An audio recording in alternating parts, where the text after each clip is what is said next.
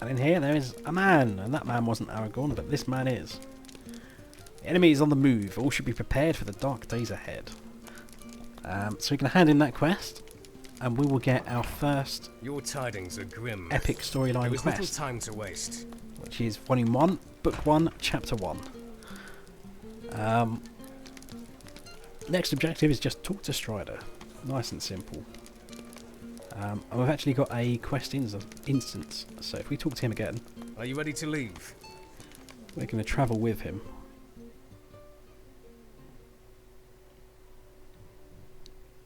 Strider and the Rangers pursue their fallen brother Amdir to the Black Wolves' camp. But not all is as it seems. So let's talk to him. There is evil afoot. It's time for us to act.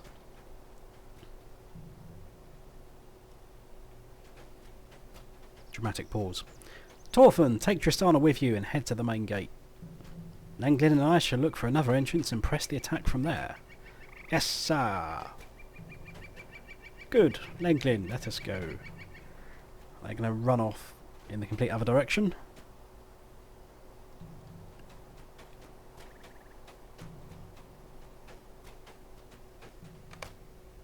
There we go. Are you ready? Yeah, I'm ready. Let's go. We do have to protect this guy because we've got some escort vitals there. Wait, someone is coming. Let us see who it is.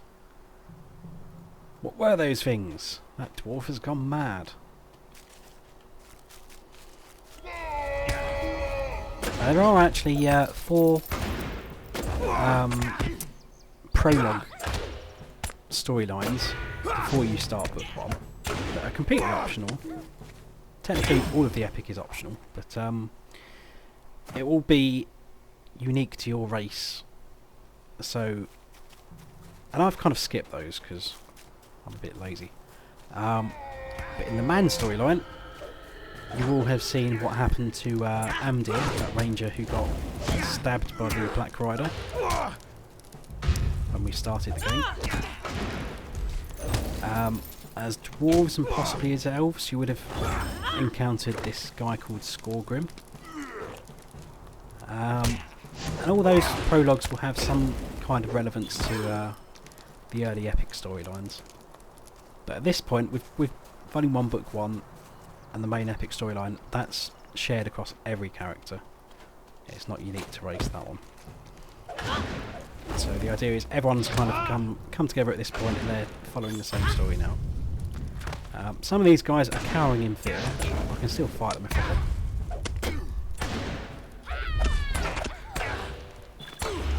Bang.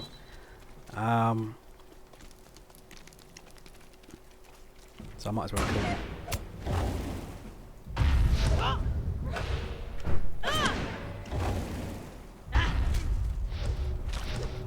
Goodness, Torfin's just running off.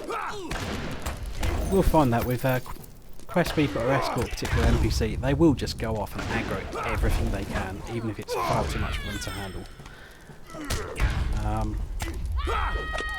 That's just the way they roll.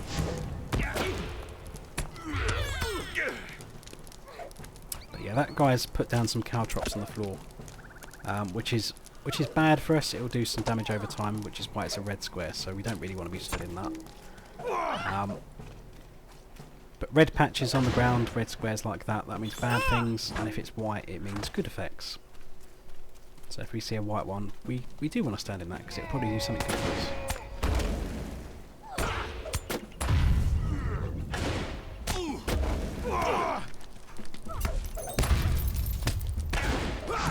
As you see there, he's done some nasty things to us. Let's get out of that.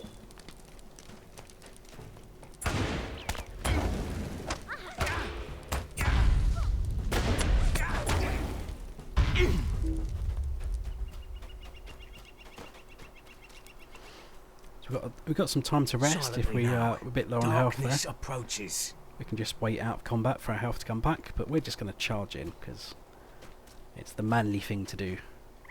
Let me see about this gate. Gonna run in there. There's another go up here, which was not. It's not been aggroed, but I'm gonna kill it anyway while Torfin tries to kill himself.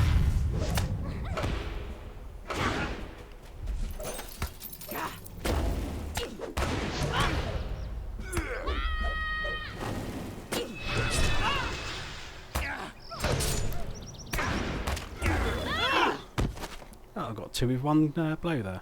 Wonderful. Please leave me alone. I don't know where Tristana is. Hello, I'm over here. Wave. Hello.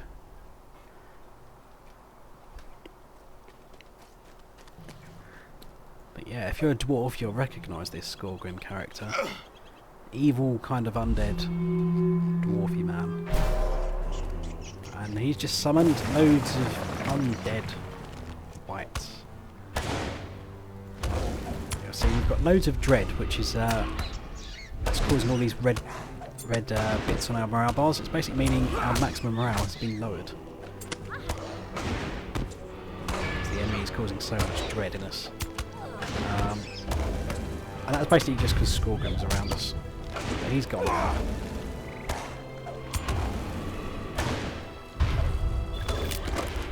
New deed, Law of the Cardalan Prince. And that's basically just because I've killed a wight and looted something that starts a deed. Which is mainly from the Barrow Downs, but we're not there yet. But we'll take that. It's a free progression on one of our deeds, so... The greatest evils may be behind this gate. Rest now, for we will need all our strength to continue. And I will wait, actually, to get a bit of health back on this. But I don't think we actually have to fight. I may be wrong. Actually, no, yeah, I think we do fight one thing. Oh, that'll do. Stay a moment. Too impatient, let's go. Do not lose your nerve.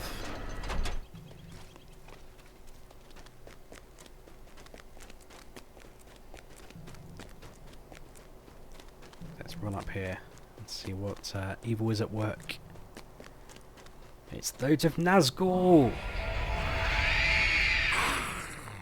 Amdir is now a servant of the Great Eye. Now, Amdir, take on the robes of the Kargul, the Forsworn. My lords, the rangers approach with fire. That Eogan shows up before as well, I think. The fools are too late. Amdir's change is nearly complete. Come, brethren, we must leave. Now is not the time for such a fight. We leave Amdir and these fools in your care, Eogan. Yes, my lord. Then Aragorn and that run in and scream, "Back, foul beasts!" and start chasing them away with fire and leave us to do all the hard lifting. Wonderful. Aren't often we've got this guy. But yeah, the Kargul is kind of like a Nazgul minion. It's like a Nazgul, but it's not a Nazgul. It's like a lesser Nazgul. No rings involved. You are too late. I am Kargul. I serve the Great Eye.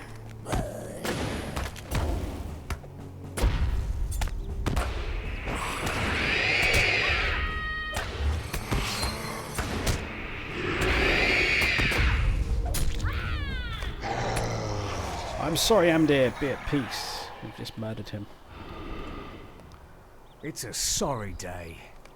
It is a sorry day, isn't it?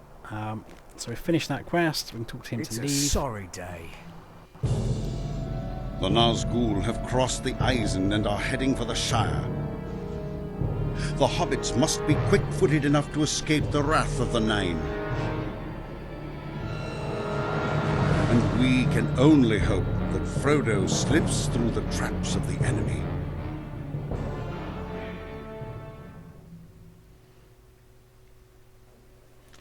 And yet we get to see glimpses of what's going on in those little cutscenes. So, what's he going to say? Alas for Amdir. Yes, alas for Amdir. We're finally getting cloaks that are better, so I might go for that. I think the cloak is probably better than the gloves. I have a task for you. And he's going to give us Chapter 2 of Book 1. What road did you take, Frodo? The ring-wraiths ride openly in the Shire, but there are places which are even more terrible and dangerous. If you choose the path I fear, search for the light in the darkness. But who is that strange fellow? If you've read the books, you probably know.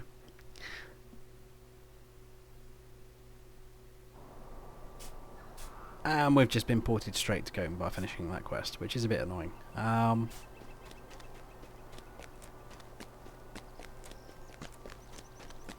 No, I can't be arsed doing that now. Let's go back to Bree. How can I be of service? No, I can't. Okay, so we'll cut away and I'll be back in Bree in a second. Okay, so we're back in Bree now, and we're outside the Prancing Pony. So we've kind of shown you everything that's going on there. There's a big bit of hay that we can climb up. We can't actually climb up there. We can probably jump on the roof and get across onto it though. The Hobbit hole that goes into the Prancing Pony, that's at the side there. So we've got some more horses stabled up. I guess they're staying. There's a couple of NPCs here that are for legendary items, but I'm not going to tell you what they are because we won't get legendary items until we're level 45 onwards, and that will be a long, long way in the future. Many, many episodes, and you'll forget about that. So we're now heading west from the Prancing Pony along this top road here. We're going to go to the Stable Master and the West Gate.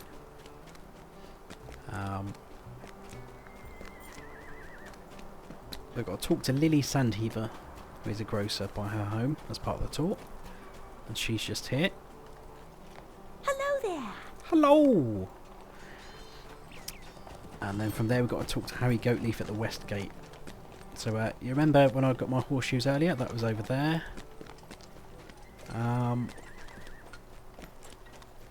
So here's the West Gate of Bree. Talk to the Stable Master. Make sure he's unlocked. There is a mailbox if we need the mail. Harry Goatleaf. Why are you bothering me? Because the guard man told me to talk to you. That's why I'm bothering you. So there's more stables and stuff going on there. Farmer shoveling some hay. I've got to talk to this watcher next. Tell me what you need or move along. They're sending us to the vault, but I'm just going to go north and wander around these areas. So we've got a bit of a pasture going on here. Some cows and pigs. More horses being stabled up. There we go, that one's being cleaned. There's not too much to the north of Bree. The north of Bree is just kind of a bit of farmland and pastures for animals. Not really much of interest. Got some chickens up here, chicken coop. Windview Estate.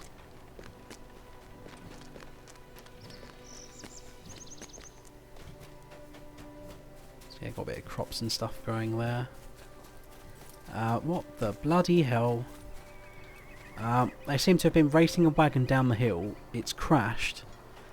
And there now seems to be a hobbit stuck in the bush. With... This one seems a bit dazed, and this one seems to be amused that the guy's been stuck in there. He's lost his pipe, that's his main concern. But they'll find a ladder and get him down eventually, maybe. What else have we got here? Oh, we've got some guards at the north gate.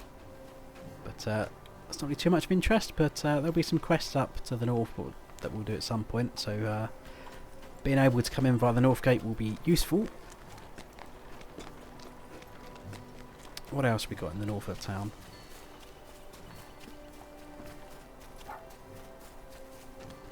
We can actually climb this hill over here.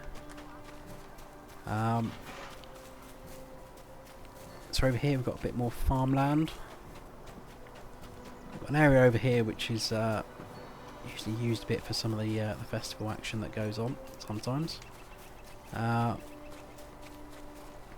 More farms and stuff, that just goes back towards the Prancing Pony over that way. I think we can climb this hill over here now. Let's go have a look.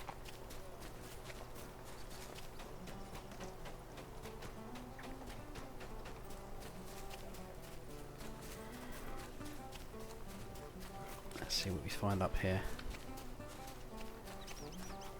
Another hobbit hole on the hill.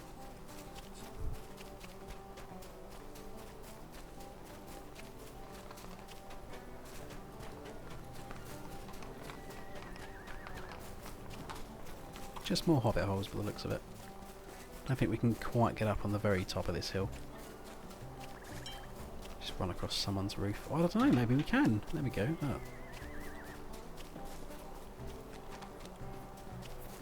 Some secret ruins up here. Any kind of Easter egg up here? Or is that just it?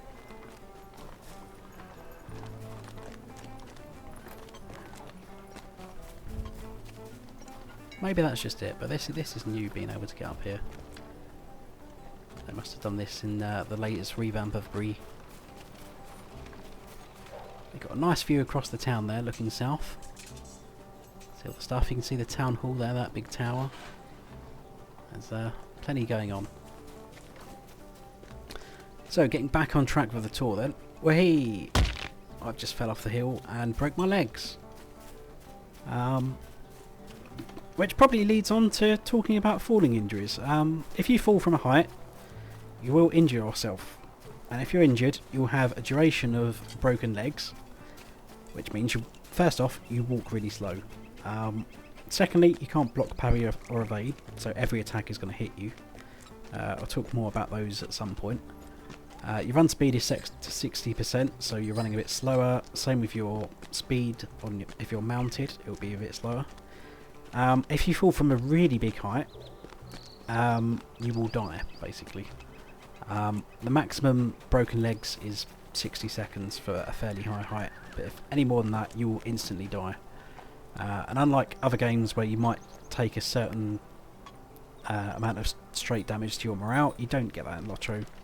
You always land, you'll have whatever morale you had when you started, but you'll just have this instead. So we've got the vault now then. And let's have a look inside. So there are mailboxes, there is an auctioneer person, and there are 2 vault keepers. The little vaults in the background there. What can I do for you? Now we can advance that tour.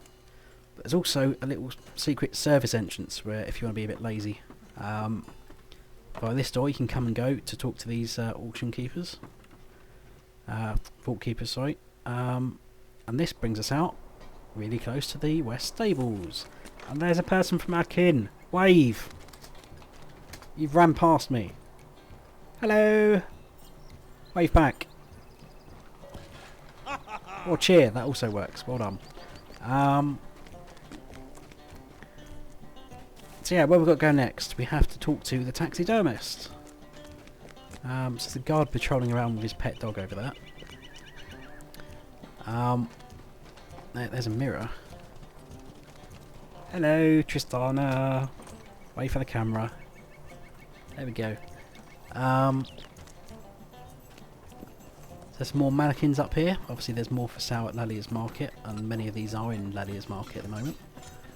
And we're now going to head south from the West Gate, so we're walking along this road here to the taxidermist, who is over this place.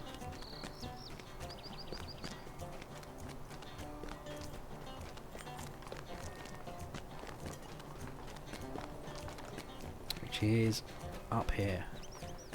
Now, when you're questing, and you might kill, for example, a wolf or a worm or something, and you might get some items you can take to the taxidermist, and he'll stuff them and turn it into a housing item for you.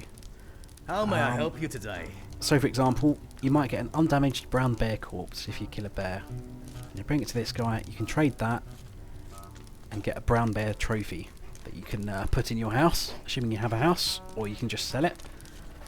And then some of the bosses in the game from the instances will drop various cosmetics and stuff as well, and you might need to bring it to one of these guys and they will turn it into a housing item.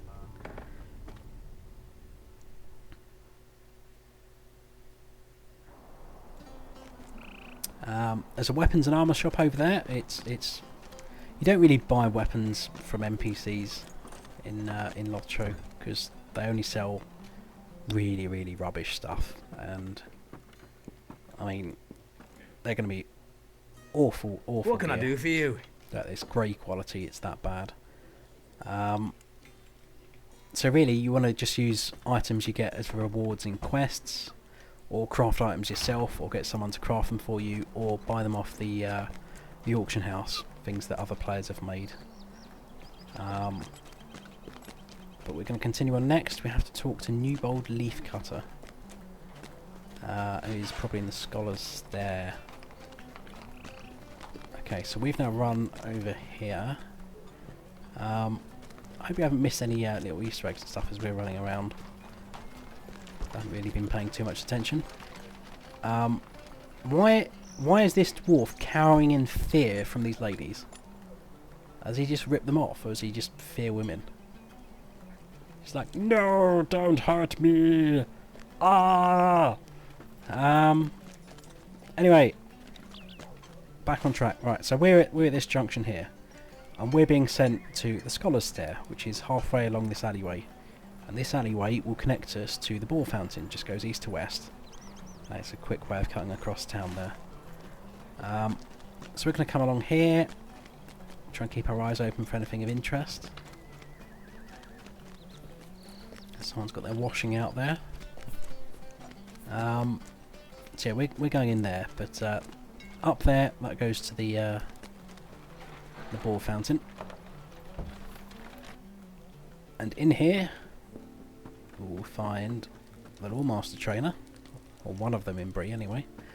We've got the Hobby Master Trainer who will teach us how to fish, so let's talk to this guy. Hello there. Hello there! We need to be at least level 5 to train fishing. It's going to teach us stuff about fishing, and we can just go train. But at the minute, fishing is the only hobby in the game, so he's given us some bits and pieces. He's got another quest. Would you do something for me? To go speak to somebody to learn how to fish, so we'll probably do that at some point. What can I do for you? But for now we'll just pick up that and train that skill so that we can fish if we want to, and I'll cover that in a later episode. Okay, so we talked to him to advance our tour, then we need to go to Beggar's Alley. So I'm going to come out of there, and I'm just going to go back to where we were at this junction, because we need to go south afterwards.